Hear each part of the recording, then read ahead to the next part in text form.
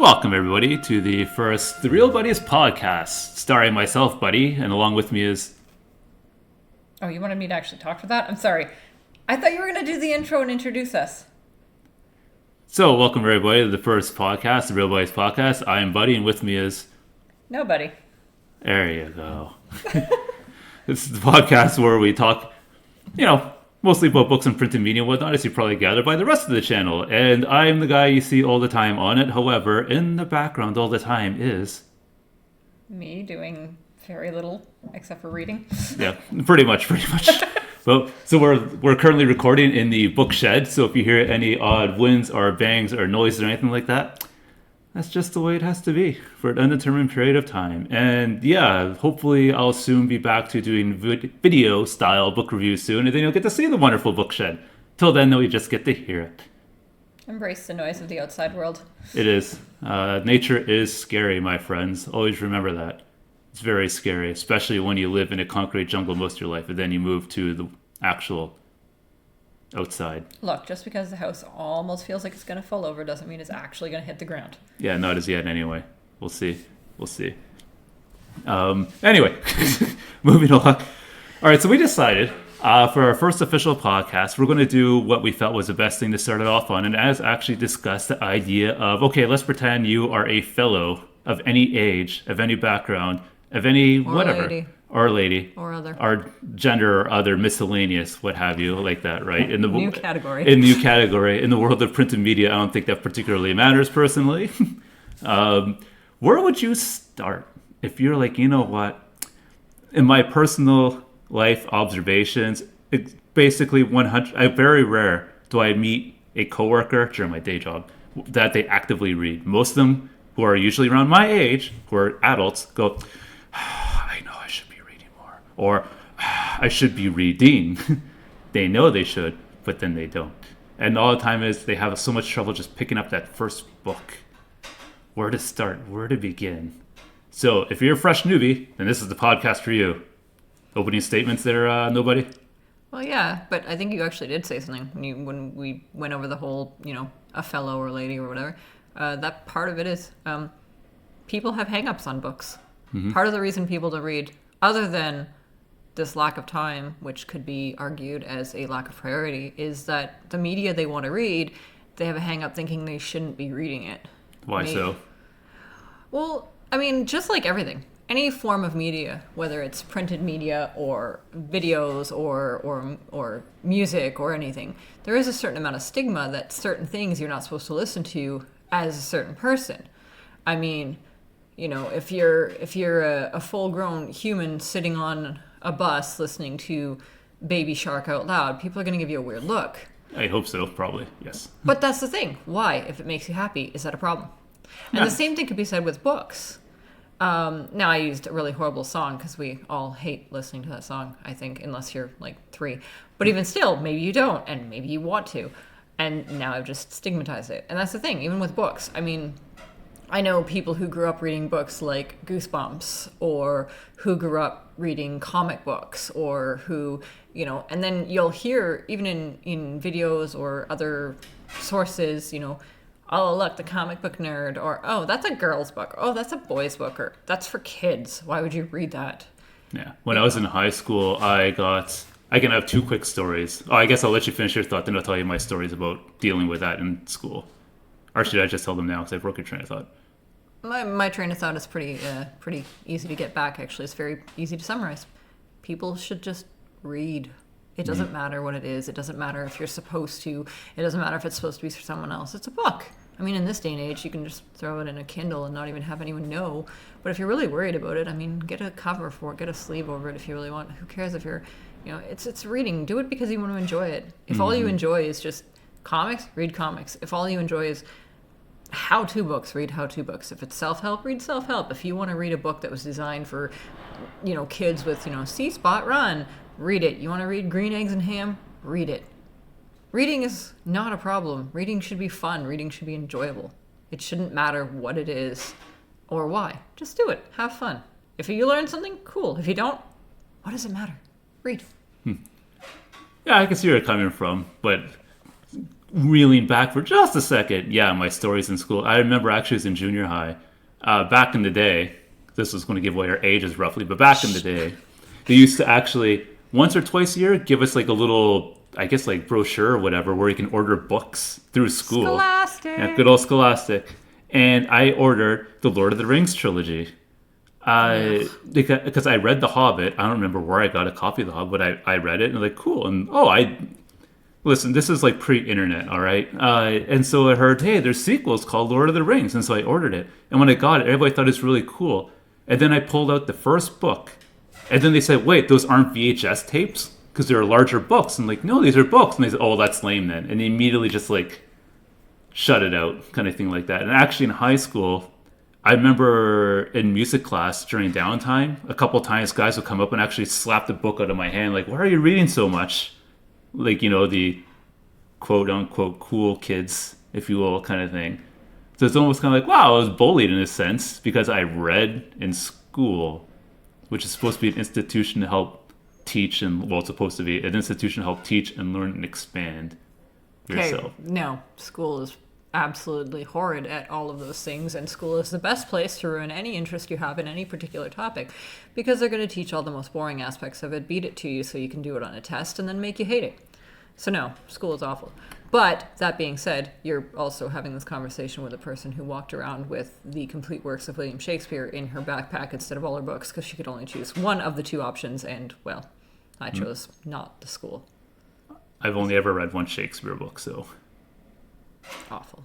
Awful. Yeah, I know. You're upset when I told you. I've read The Taming of the Shrew, and you're kind of annoyed when I told you that was the one I picked. Why don't you get a Hamlet? Like, I want to start with something light. And so I started The Taming of the Shrew. There's that and King Henry the Fourth, I believe it was, at the used bookstore I was currently in. And I took The Taming of the Shrew, which was, I never even heard of it before. And like, oh, I'm going to read this one. And it was exciting. But, yeah, that just kind of goes, relating back to the initial topic, though. Yeah, read what you're interested in. But here's the thing now. How do you know what you're interested in? Because you've never read anything before. Well, that's a bit of a trick question, and it's actually really easy to answer. Think of a thing you like. Anything. Okay. Anything you like. It doesn't have to be a book. Think of a topic you like. Do you like cars? Should I role play as somebody? No, just Okay. logically. If you're a human being who likes cars, there are books on cars. There are books on maintenance. There are books on Wouldn't that be a little dry? There are books on... If you don't like them, yes, it's incredibly dry. Yeah. But if you like them, then no. Or do you like video games? Okay, there are books on video games in a sense of this is what this video game is about. There are books on how to crack the code of this video game. There are books on these video game producers. There are books on the history of video games. There are books on how to make video games. I've reviewed some of them. But that's the thing. Anything you can think of exists in a book. Mm-hmm.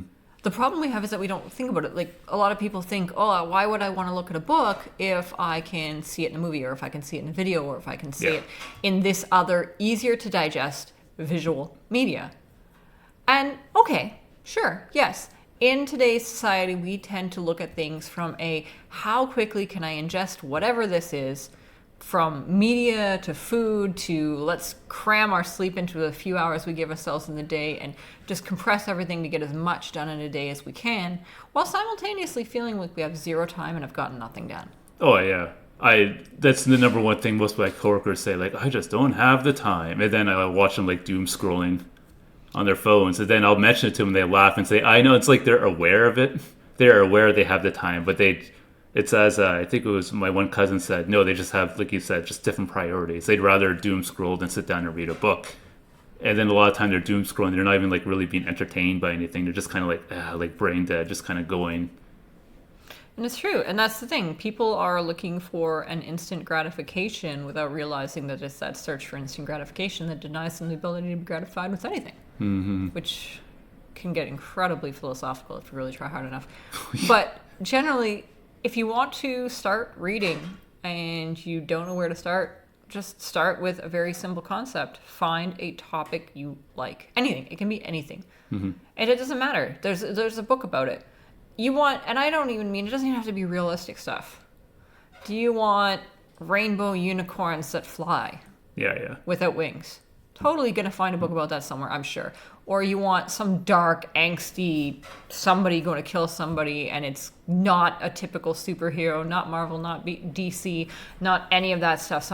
There's going to be a book about it. Oh yeah, of course. You want a book written that is sci-fi, but based on your neighborhood. There's going to be a book about that. Mm-hmm. I mean, there's books about everything. You can find anything. Yeah. Like you mentioned earlier about video games, there's plenty of like video game adaptation books. There's plenty of movie adaptation books. So even if you like it, hey, did you watch, like the James Bond movies? Like, James, read the books. And it's kind of interesting too if you do watch a movie or TV show and then you read the corresponding book. Like I reviewed, it was a novelization of the first episode of Star Trek Voyager, like because it was like $4. So I said, why not? And I went and bought it and I read it. And you know what? It was actually pretty interesting. And the book wasn't even that long. And I picked up like little things that the TV show just wasn't able to do because whether or not it's too expensive or anything like that. Like I was watching a stand-up comedian, like a clip of him, and he was talking about Jason Bourne. And he was making fun of the books. It's like, how would the books even work? He's in the movie. It's like, Jason Bourne's fighting off 3 bad guys in the bathroom. He grabs a towel. He uses a towel to subdue the 1 or 2 of them. Oh no, where did I learn to do this? Did the government teach me? And he said it for jest and comedic, and it was funny. But it made me wonder, like, I wonder what the books actually are like. I've never read a Jason Bourne book, and I kind of wanted to like go out and read one eventually because I'm curious. But I feel that a lot of people who have never read an action book don't understand what it's like because I've read some very intense action scenes in books. Well, that's the other thing that I think is missed, is that people expect, when people try to think, who don't read, or don't read a lot, when people are trying to think about how they would describe a scene, they're describing only what they see. They're forgetting about the sounds. They're forgetting about the feeling. They're forgetting about the smells. When you're reading a book, they don't just say, he swung the knife at his jugular. Because they don't say that if that's what he did. Not, they're going to say everything from the tension, from the feeling, from the air, and they're going to make even so much as through the knife slicing through. You're going to feel you're going to hear and read about the sounds and the feelings and how it cut through like butter because the knife was sharp, or how it, kind of dragged through and tore at the skin as you heard the slurp. Mm-hmm. You're going to hear and feel. It's going to seem like you're hearing and feeling all these things. And the more you read, and that's the other thing, the more you read...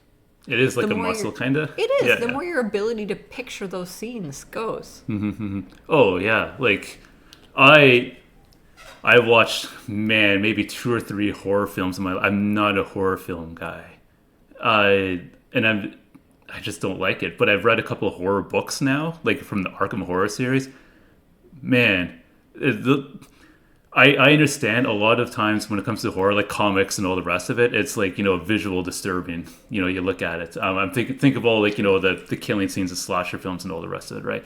No, horror books, they can be like terrifying. And the one I'm going to mention is because it's one of the ones I reviewed on the channel, right? The Sign of Glaaki. Arguably the scariest part of the book, nothing bad even happened. It was at the very end, spoiler. It was at the very end. The guy was just returning to a place where a bunch of, no good things that happened to watch it reel because that's the only place I had a working movie projector. And it was so creepy. Him going into the house and like setting it up and just like watching this like black and white reel. And it's like, and that's how the book ended. Yeah, and there's the furnace, yay, because we're in the book shed. So sorry everybody, you can hear that in the background. But if you are, all right, this sounds like I'm gatekeeping now. Gatekeeping isn't really a thing for reading, thankfully. Yes, it is. It is? Okay, well, we'll get to that in 1 second. I don't want to sound like I'm gatekeeping, but if you're not used to reading books, don't necessarily jump to like the super mega intense ones right away. I don't know. All right, talk about gatekeeping for a second. I'm getting worried I'm gatekeeping by trying to encourage people not to go both feet in at once per se, I guess. How about do what makes you happy and what makes you comfortable? Instead of trying to say, you must read easy first or you must read hard first. So I'm saying, think of something you like. Read for enjoyment. It doesn't matter if it's a hard book, if it's an easy book. You want to start with something that's got, tens of thousands of words. no pictures, very dry topic because it's a topic you like, then read it. You want to start with something that is, basically going to overweigh half your table and make it debatable whether or not those legs are going to suck. Read it. Or you want to read something very simple, or you want to read some poetry, you want to read, a joke book, you want to read an Uncle John's bathroom reader. Who cares? Just read something, enjoy it, have fun. And the more you read, the more enjoyable it becomes. Okay, so now this is something I'm worried about, asking your opinion on there, NoBuddy, and that is, as I said plenty of times on the channel, whenever I start to read a book, I always finish it, even if I don't like it. Right? If somebody is choosing to start to read a book, how far in do you think they would have to read before they should decide if they should bother finishing it if they're just not into it? Or should they be like me and just soldier through it all the way? I'm mixed about that. It depends on the person. Like, you soldier through. Yeah. I will soldier through to a degree. If, for example, I know it is an author or a book style or a book topic that I like, I will soldier through and give it a chance to improve. But I won't soldier through the entire book if it's grading. I have a limitation. So if I read, let's say I'm reading a book and I'm like 4 or 5 chapters in and I have hated those 4 or 5 chapters, I will only encourage myself to read another 3 to 5 chapters. If it has not at least piqued my interest by that point, I will give myself that give up. Yeah. But I will encourage myself to read that little bit past, because I've learned through reading a lot that if it's going to be absolute crud, it'll stay absolute crud. If it is a bad part, for example, the book I just finished reading, the first 3 chapters were awful. And I don't mean awful in a poorly written sense. No, I have to give absolute credit. This author is amazing. I have never been able to feel so viscerally every moment of every book. And some of the characters hit so close to home that the book prior to this in the same series, I didn't even like reading it. Even though I read the whole thing, I was left feeling very raw and vulnerable because it hit so close to home that it made me uncomfortable. But it's so well written. Yeah. This one, it started out so awful. There was such a horrific act in the first 3 chapters that I almost wanted to put the book away, just because I was like, that's awful. How do I recover from this? How do I read an entire book where this horrible act has already happened? And then I encouraged myself to read at least that much more. I'd read 3 chapters, read 3 more. So I did. And yes, the book turned around, and by the end of it, it was an absolutely amazing book. There was another part where I was like, this is really hard. Read through it. But if you're reading through and you're 5 chapters in and you're like, this book sucks. Not, I don't like this, it's making me uncomfortable, just, it sucks. Try and read another 5. Try and double what you've read. If you can't double what you've read comfortably, scrap it. It's this forced feeling that we got from school. That we get from life. That, if I start it, I have to finish it. If I do this, I have to finish it. With food, you see, you take it, you have to finish it. That's how we get eating issues. With work, you start it, you have to finish it. That's how, people get burnout. People do this. Same with a book. If you don't like it, don't do it. Should I encourage you to try a little harder? Sure, of course. Try a little more. Don't give up right away. Because, give it a chance. But if you really don't like it, get rid of it. Who cares? Move on. Try again. Try again. That's the part. Don't give up reading. Just give up the book. So to expand upon that for one more second, if you do like the book, don't fall into the trap of finding another book you think you like and purchasing that book and start reading multiple books at the same time, which is a thing I see once in a blue moon. It's rare, but it is a thing. No, just take that. Feel free to purchase multiple. I do. I try to always go to used bookstores as much as I can. And also I'll buy blocks of books, like half a dozen or so. But I finish them one at a time, even though I know I may like the other books. Don't start half reading a bunch of books and say they're all amazing. Just finish it. Is that even a thing people do? That is a thing people do. Are some people that get worried, like, I don't want the book to end, so I won't finish reading it. And I've done that with shows. I've done that with TV shows, admittedly. There's like about a half a dozen TV shows I've never finished because I don't want to know the end. I've done that with video games. I'm notorious for making it to the last boss and either dying and never playing it again or not actually attempting the final boss, and I never know how the game ends. And some of them I've put a lot of time into, don't know how it ends. So, but for books, I'm good. But speaking about what you mentioned earlier about trying again, I actually am going to try that again. Years ago, before I started, officially reading and reviewing books, I tried to read a little book called A Tale of Two Cities. And so I have a guilty pleasure, which I guess I may as well tell you what my guilty pleasure for books is, eh? Yeah, my guilty pleasure for books is Star Trek, which you probably know, since why I got a bunch of Star Trek review books up. But I decided to go off of that and read A Tale of Two Cities, because I heard it's this great literary classic about the French Revolution. I read into it. The writing was amazing.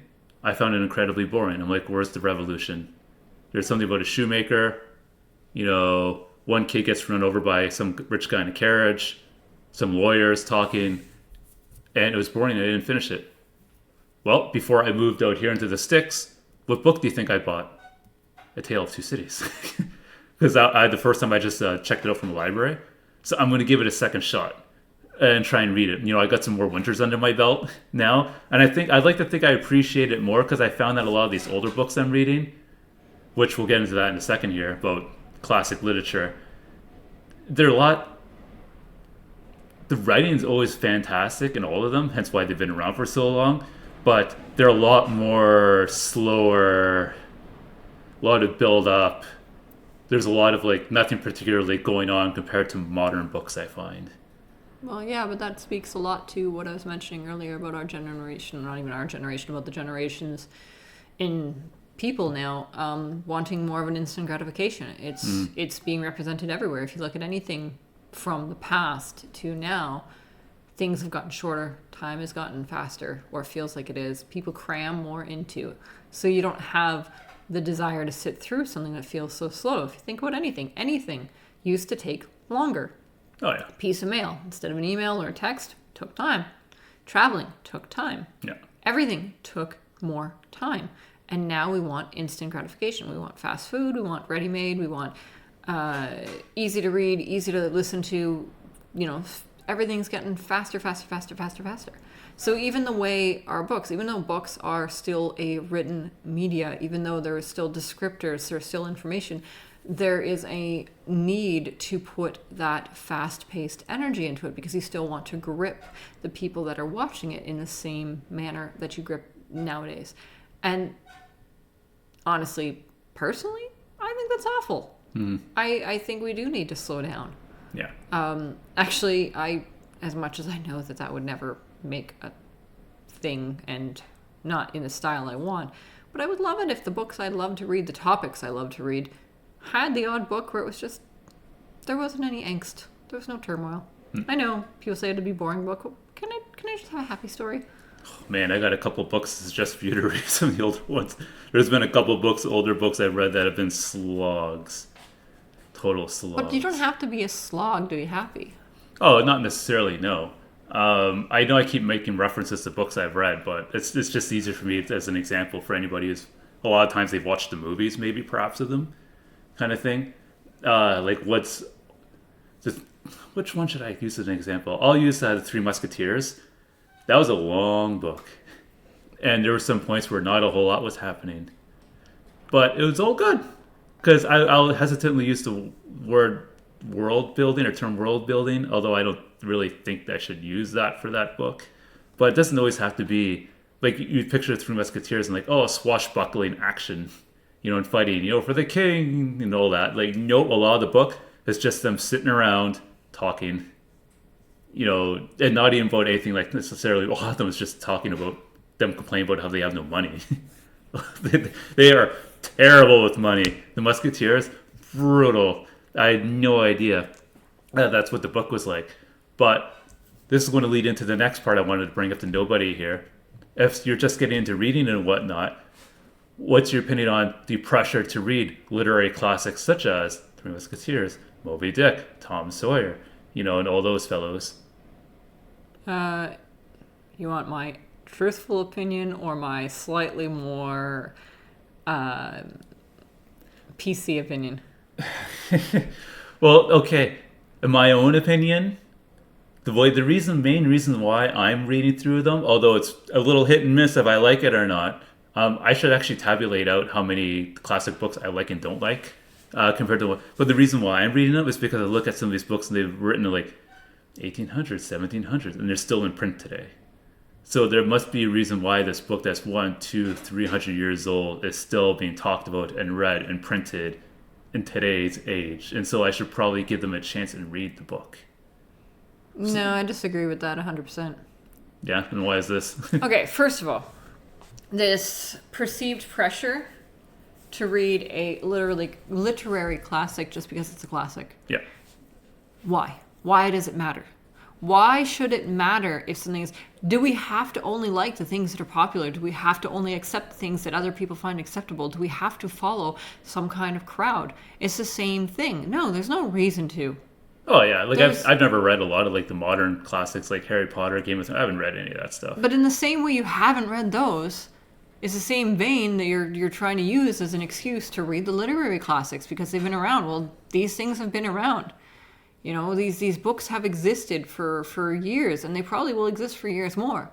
The difference between a classic and a modern book that is, you know, very popular is time. And I mean, there are books that have been around for time that doesn't mean anything, just time. I have a poetry book from like the 1800s. Are you going to read that because it's been in print for that long? You know, it doesn't have the same weight just because it's aged. Now, these are aged and you know of them. Most of the reason you know of them is because they were at some point talked about in school or talked about in a popular media. Mm-hmm. Like, they're made classics in the same way fine art is made fine art. It's somebody decided somewhere along the line that they should be important, not that they actually are any decent quality or any decent thing. And if they were created today, they would not have the popularity they had. They would not have stood the test of time because they're actually not that great. Mm-hmm. And to feel this pressure, because somebody else somewhere said these things are great, I now have to at least give them a chance. Why? It doesn't matter. It shouldn't matter.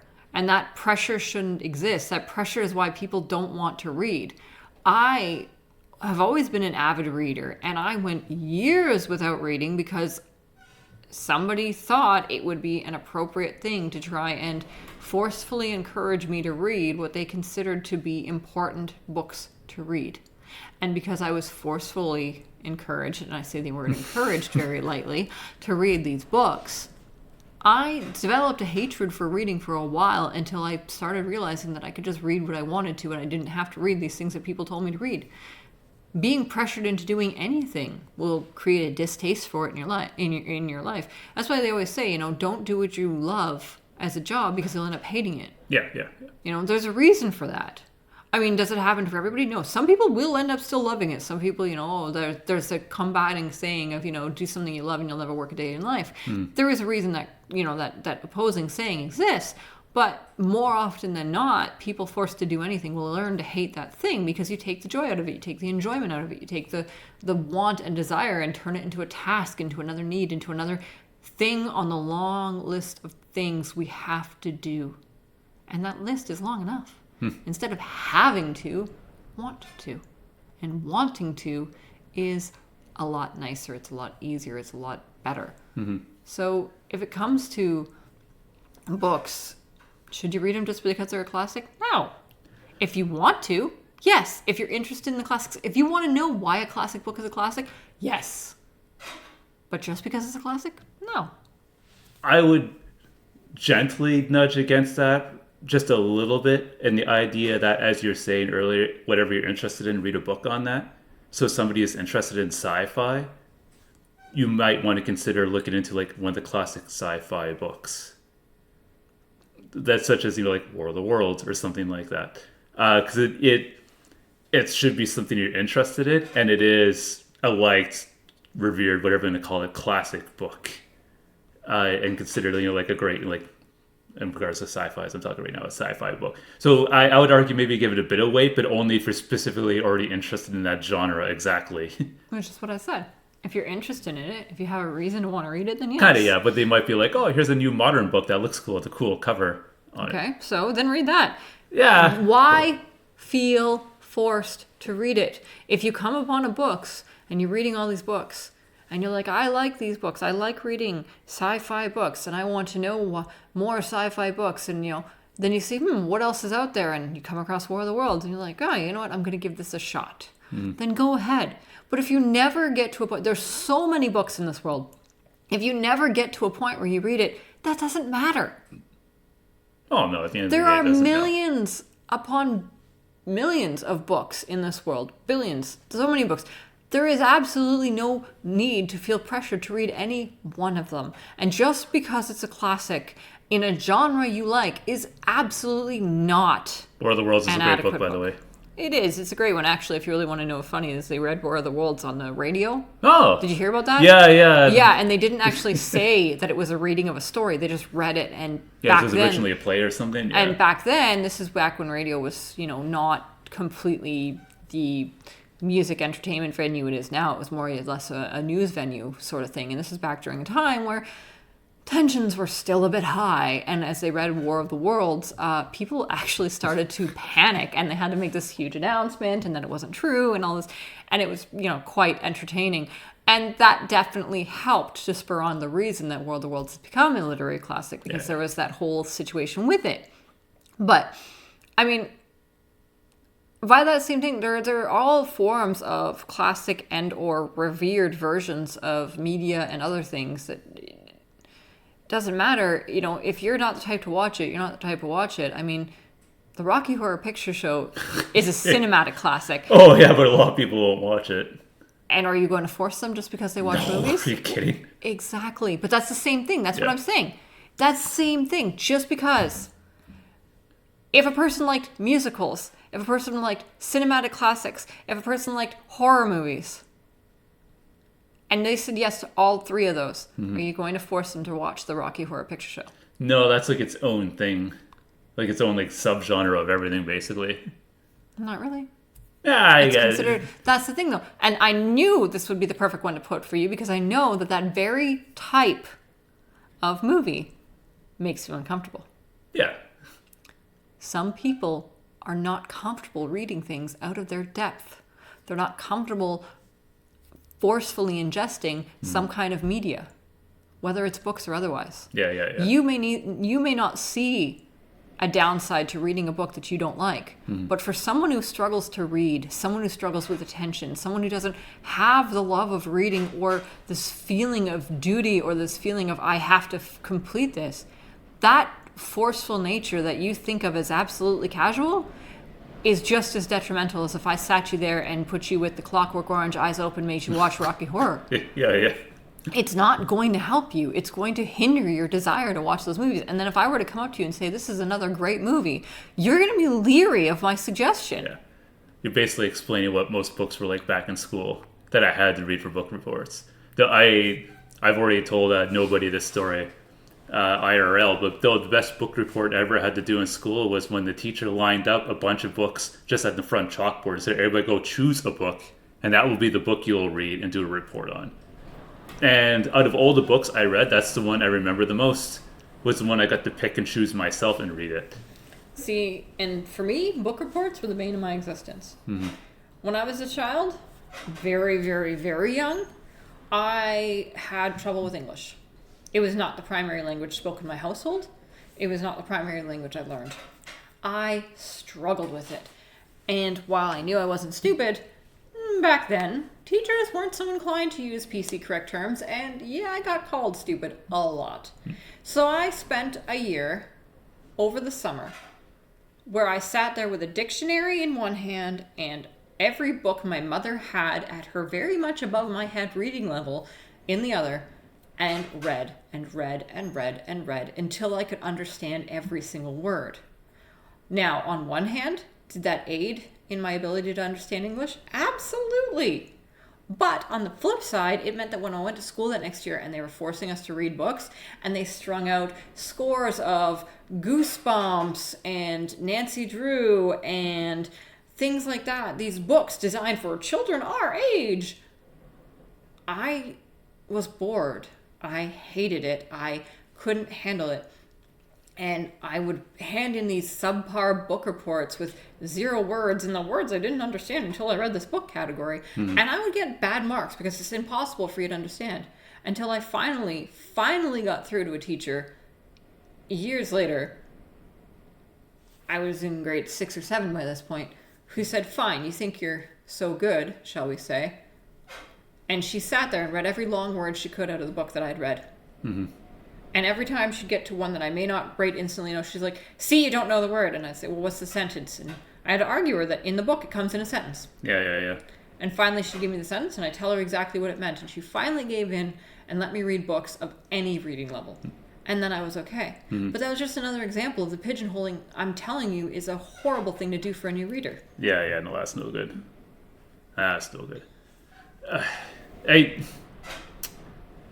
This is getting more like to the school system, but if you didn't have the best time, if you're past school age and you're listening to this and you're thinking about like, I should get back into reading, but yeah, you have bad memories, try to let them go. In regards to reading anyway. I think like that. Like nobody's already implying. Go back and read books that you may have liked as a childhood to kind of get yourself back up. Like I mentioned earlier, the one book I do remember from school, I read other books outside school, and I still remember a lot of them I read as a childhood. And recently I looked up like what was my favorite childhood author, and and they wrote a bunch of more books. I'm like, I'm probably not going to reach out and read them because I have a huge backlog of books I have to read now. Well, don't have to, but you know what I mean. Anything like that, and yeah, it's fun. It's reading. It's almost like going to the gym. The first time's the hardest. And then as you kind of start to do it, it kind of gets easier. I'm not going to say like, you just have to set up a routine or you'll learn to love it. That's kind of like lame gym bro stuff if you want to get into that. But you'll be surprised. And if you do decide to tackle a book that's a bit longer, don't let that intimidate you. If you dedicate, like 20, 30 minutes of time, like, on my break at work, whatever like that, just read. You'll get through it quickly. I agree and disagree with what you said. Just read. If you have the time, read a lot. If you don't have the time, read a little. If you like a certain book, read it. If you don't like a certain book, don't read it. Move on to something else. Just read. You don't want to read books? Read comics. You don't want to read comics? Read the newspaper. You don't want to read that? Read the how-to manual of whatever the heck you are interested in. Just read. The more people actually read, the better. Instead of doom scrolling, instead of like that, read things. I'm not saying anything wrong with doom scrolling. Just do more than just doom scrolling in your downtime. No, even not. We do too much doom scrolling. Yeah, in general. It's easy to forget that you're spending time, but just read things. It's not, it doesn't have to be anything specific. Just read. Grab a book and read it and see what you like. All right. Well, to finish off this particular topic, I am going to, at least myself, suggest maybe one book. Which books did I suggest for somebody? Well, do what nobody said and just pick a book that you're interested in and a genre that you're interested in. I'm going to expand upon that a little bit just because a lot of people are into visual media, and I would suggest, like I mentioned earlier, picking something that's an adaptation of, like a movie or TV show or a comic book that you're familiar with. However, something else I haven't mentioned yet that you might find interesting is don't forget about autobiographies. I've read a few of them, and they're actually very interesting. I read like a Patrick Stewart one. I've done John Cleese. I got one. I feel terrible. Her name escapes me. Lieutenant Uhura from Star Trek. I feel horrible. What was her name? Oh my goodness, that's going to haunt me later. But you might find that interesting too. You'd be surprised about reading. Like you just pick something that you're familiar with and go for it. Do you have something to suggest to start off? Not so much particularly a book, but just an idea. Mm-hmm. If you want to have an easy time of a book, whether you do it online or in a library, just search for a topic you like. And I know I said search for a topic I but look, literally books on X. Yeah. Books about X. Or, I recently spoke with someone who was interested in farming and had absolutely no idea beyond, the vegetables and the animals what exactly farming was. After a 2-minute search and a little bit of investigative, looking, we were able to find the exact thought train they wanted about farming, and they were able to actually find several books they were interested in reading about that topic. So even if your topic is vague, take the few seconds, do a spot of research, see what you like. It doesn't have to be anything complicated, and you'll be surprised what's out there. You'll be surprised what you find. And these things can be eye-opening in so many ways. All right, and I think that should wrap it just about up. All right, so for everybody who's currently listening, thank you very much for joining us on the Real Buddies first podcast. This was fun. We'll be back again when we have time, and hopefully you won't have to listen to the furnace in the background. Furnace, no. Wind, yes. We do live on the top of a cliff. Yep, fun times. Hopefully we never have to cash in our home insurance. Yeah. Bye-bye.